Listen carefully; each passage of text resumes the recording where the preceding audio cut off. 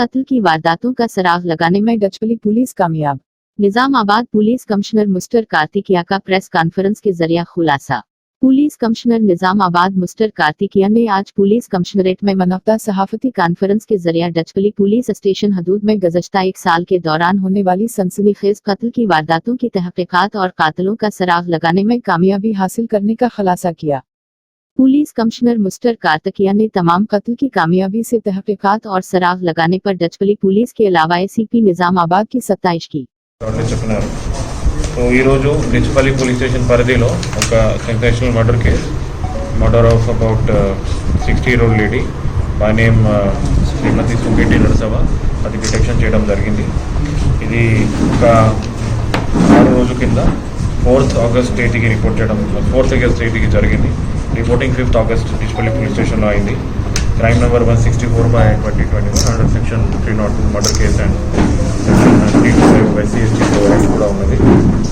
అదేవిధంగా ఈ కేసులో ఒఫెండర్ ఇంటెరోగేషన్లో main accused Salman Shahrukh alias Javed అతని ఇంటెరోగేషన్లో ఇంకా 2 కేసెస్ 2020లో జరిగిన ఒక murder case 25/2020 Dichpalli railway station wall పక్కనే జరిగింది.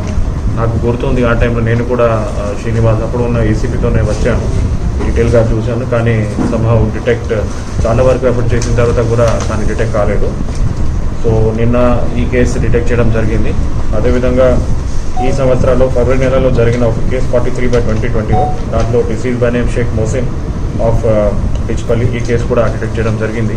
సో దీంతో పాటు డిచ్పల్లి పోలీస్ స్టేషన్ లిమిట్స్లో total 3 murder cases have been detected. So it is a good achievement by our ACP Nizamabad, Dichpally Inspector, SI Dichpally and the entire team.